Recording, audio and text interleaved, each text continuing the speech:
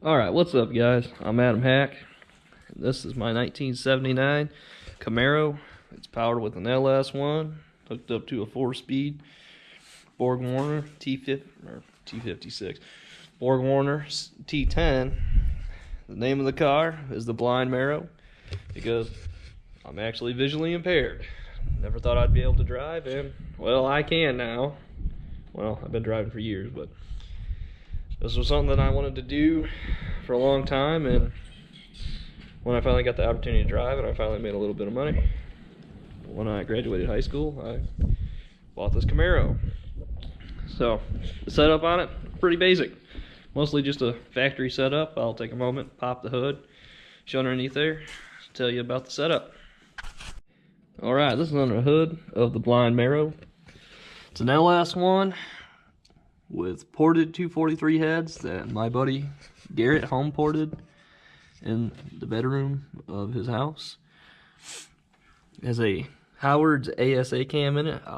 The ASA cam is actually a factory GM cam, but I bought it from Howard's because it was $100 cheaper. And it's just a basic setup and it does work too. Like, this car, for what it is pretty freaking fast, and it's optimized. It has a good gear ratio, being a 390, which is going to change a little bit because I'm putting a 9-inch under the car here this spring. But the whole setup on it is just all factory. It's not, it has $60 valve springs, LS7 lifters, factory heads that were massaged, a factory cam, and the thing gets down. The fastest pass was a 12.08 at 116 miles an hour with a 185 60 foot, a god-awful 60 foot. But that's the fastest pass the car has ever ran. My buddy Garrett was driving the car and ran that pass, and he actually did 2 of them in a row almost identically, which was interesting because this being a stick car, everybody knows how much of a pain in the ass it is to make a stick car run consistently, but we're trying to consistently go faster with it. The setup with that 60-foot time has plenty of 11-second potential in it. And right here, I really like this build because it is a budget build. I worked part-time at a restaurant, waiting tables and cooking food on midnight shift to afford to build this. I mean, this is a budget build. Essentially anybody could do this, and it just works so well for what it is. Also, you can see there's a carburetor on it. Everybody goes, oh, carburetor on an LS. Well, if I had the money and the time and everything, fuel injection would have been a more ideal thing to put on it. But I have a quick fuel 750 double pumper. I have a friend that works at a machine shop. He was able to give me a little bit of a deal on it, and there we go, carburetor. And this thing runs fine with a carburetor, especially after we went through and did some meaningful tuning to it. The throttle response picked up. It's an LS motor, so it still doesn't have great throttle response. Small motor, big ports, you'll have that. And but again, like I said, for what it is, you wouldn't think, oh, that's not going to be that good, but let me tell you, it's a riot to drive. It'll outrun, most of the crap that's around here in this area, and pretty much anybody can do this. Now, without getting too far ahead of myself, this car would not have happened without my friend Garrett. I mean, the kid is a genius. He was a GM technician for quite a number of years, and then switched careers to go do something else. But he really, took me under his wing, showed me what I was doing, was able to help with stuff. Like I said, I'm visually impaired. So there's been times when I'm working on the car and I simply just can't see what I'm doing or get my head in there far enough to see what I'm doing, which, he was a big help. He did a lot of that stuff for me that I couldn't do. And I can't thank him enough for all the time and the effort and everything he's done for me to make this a reality. I mean, the guy started my addiction to cars when I was in the 6th grade. He was in high school. He had has a 79 Pontiac Firebird that he put a 462 Pontiac in. And it was the same kind of thing, a very basic setup, but it got down. It was a low 12-second car that essentially anybody could afford to do.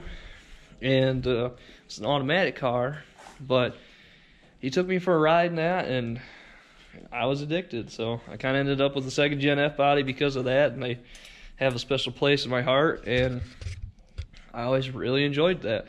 And I knew when I got older that I wanted to do something similar to that. Not the same thing, but similar. And I never thought I was able, or never thought I'd be able to drive. Everybody told me, "Oh, you're blind, you'll never be able to drive." Well, I can now. And as soon as I graduated, well, I found a job, worked a whole bunch of shitty hours at a shitty job, and, you know, made this a reality. Mom and Dad, you know, I still live with them to this day. That's a whole different story on why that is, but they didn't buy this car for me. They didn't buy any race car parts for me. They didn't do any of that for me. This was all on my own, financially, and then with some help from my friends, mainly Garrett. Then, you know, we were able to do something, make something happen.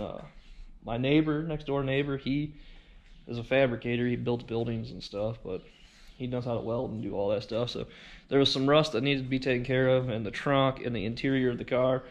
He came over one Saturday morning when I got off work, because I get off at 6 a.m. Got home, he came over and took care of doing patchwork for me. You know, it wouldn't have happened without Chucky either. Great guy. And then another good friend of mine, Eric, not so much of a car guy, but he came over, turned a little bit of wrenches here and there. But he took us and we went and picked the car up. He drove us there so we could get this. And we drove it over 100 miles home, not knowing anything about it. It had a 355 small block Chevy in it. It was a dog. I mean, that motor was a turd. 4,500 RPMs. It was out of steam. And it was hooked up to a 3-speed, which this is an original 4-speed car, but the dude thought the 3-speed was broken, or the 4-speed was broken. At least that's what he told us. So he put this 3-speed in there, and then he rigged up a 4-speed shifter to work with the 3-speed. It was terrible. Like, each gear change was a solid, you know, there was no short throw about it. You know, it took an hour to change gears in this thing. It was that terrible. And you couldn't feel if you were in gear or not. And the transmission was actually broken. The case of the trans, it had an ear broken off of it. And the motor leaked oil out of every gasket it could. I would just keep filling it full of oil, like every week. Go dump about 2.5, 3 quarts in there. Because that is literally how much oil it would leak out.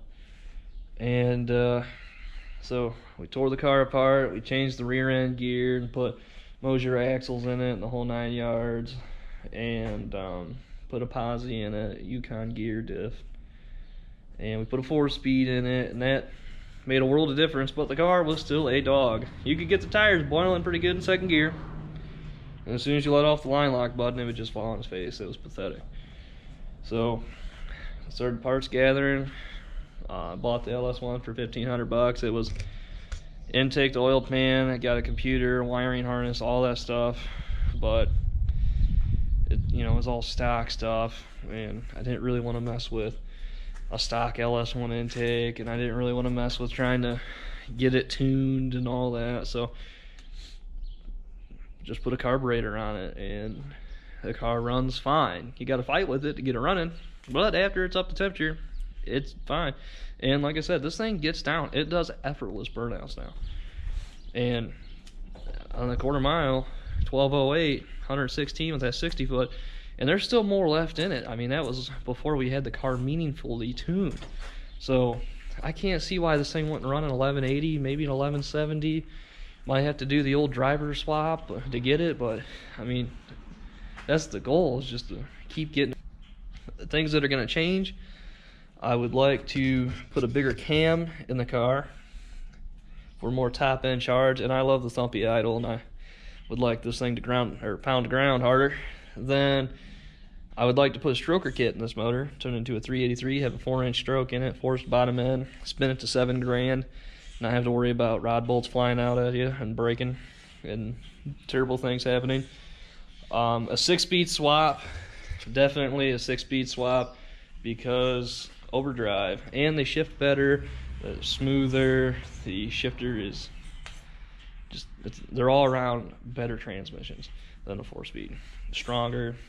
And then, like I said earlier on, this spring actually, I've started the gathering. I'm switching the rear end over to Calvert springs and Calvert Caltrax. We're gonna ditch the old school slapper bars, leaf spring setup, and we're gonna go to the split mono leaf Calvert spring, Caltrax, and a 9-inch rear end, because I do like to dump the clutch at 6,000 RPMs or higher. Things that, you know, you get a little bit wild with it.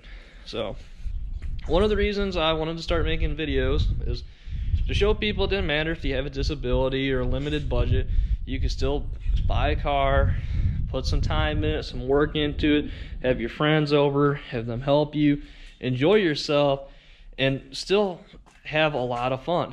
You got all these morons going out and buying brand new Z06s, and or they, you know, trade them off and get a ZR1 when these new Camaros, and they have these shops build them, and some of the shops are better than the others, but even, you know, the supposedly better shops that come back with a motor that's hurt, and then they hang all the money on the motor and they don't do any meaningful chassis work or anything like that. So you got this super badass 1,000 horsepower motor, but you take it to the track and it doesn't run worth a shit. The car's 60 foot's bad, mile an hour's good, but it doesn't, you know, it just doesn't work at the drag strip. And the whole thing, the whole time we talked about building this car, we wanted to optimize it. That's we're going to talk about, you know, Jeremy at Faster Problems. I love that channel, him and Cletus. I think they make the best videos on YouTube when it comes to car related stuff. Jeremy budget builds and he optimizes everything. And I started building this before, I don't know, 2014 is when I first got it. And the whole time from day one, we wanted to optimize it and continue to go faster and make it the best it could be with what we had. You know, I'm just a little guy. I don't have tons of money to go out and buy these brand new cars that already make 650 horse.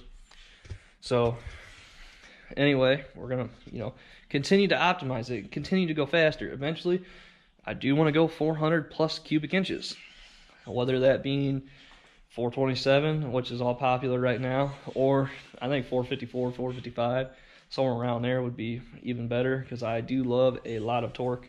The bottom end torque, when you snap the throttle and you just, all hell breaks loose, is what I really enjoy. So at some point, more cubic inches, and then probably forced induction, whether that being a turbo pro charger or a positive displacement twin screw type blower. I have yet to decide. There's pros and cons to every one of them. Turbos are efficient, but they lag, and I don't like that part of it. A pro charger doesn't lag, but you know, you can't really turn it down per se.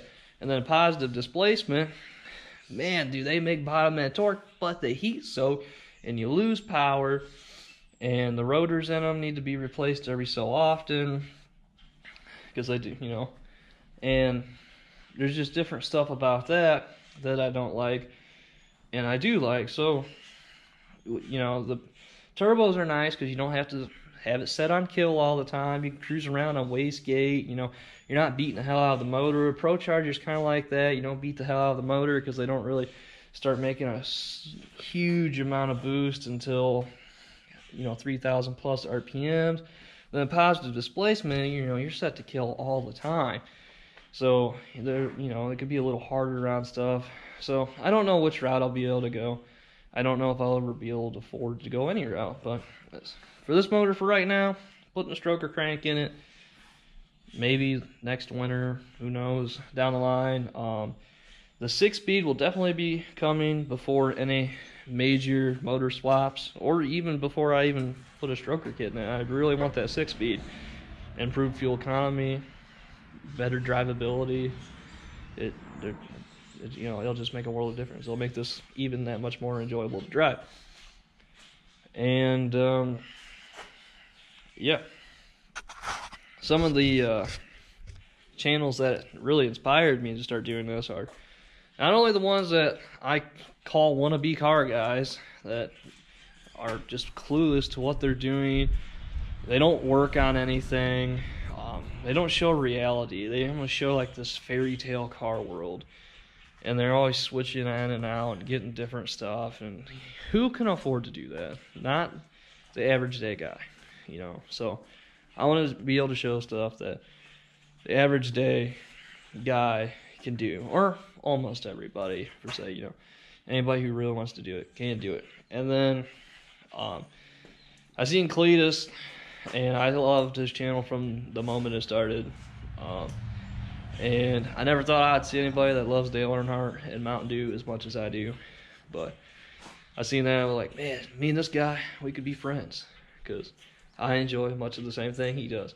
Big smoky burnouts, Mountain Dew, Dale Earnhardt, and Dale Jr. More Dale Jr. because I was like 5 or 6 years old when Dale died, which I do remember that. I was watching the race with my dad.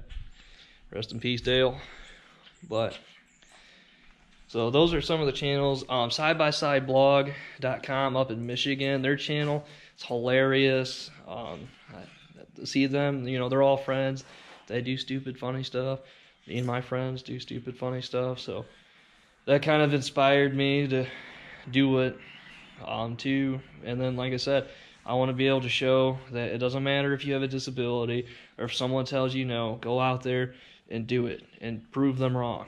You know, build the biggest, fastest, you know, best thing that you can, or, you know, whatever it is you need to drive you, I want to show that.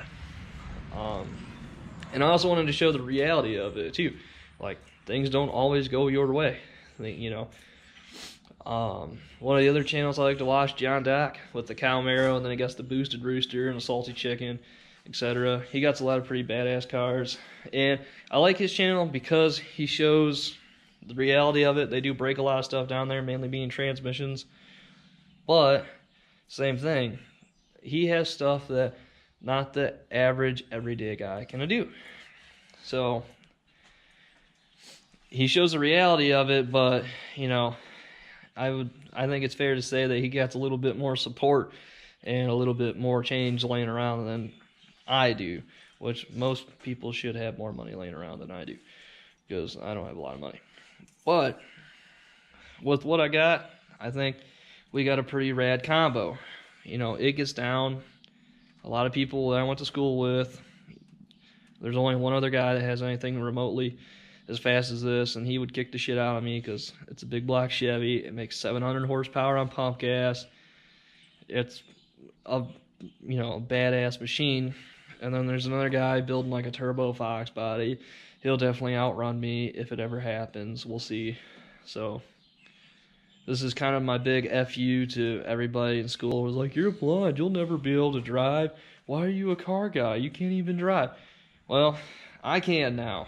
And here we are, like, so that's a little bit about me. This is under the hood. It's a work in progress. Need to clean stuff up still, but it's always changing and always evolving. So this is what it looks like for now. I'll fire it up, let you listen to it. She has an okay idle. I'd like it to be a little bit nastier sounding, but that'll come. We'll have to figure out what can, because I don't want to lose all of the bottom end, but I do want more of a top end charge, because I enjoy that just as much as I do the bottom end. So, and then we might put Johnson lifters in it. It has LS7 lifters. I hear mixed reviews about them. I'll definitely have to change valve springs. It has stock GM LS6 valve springs.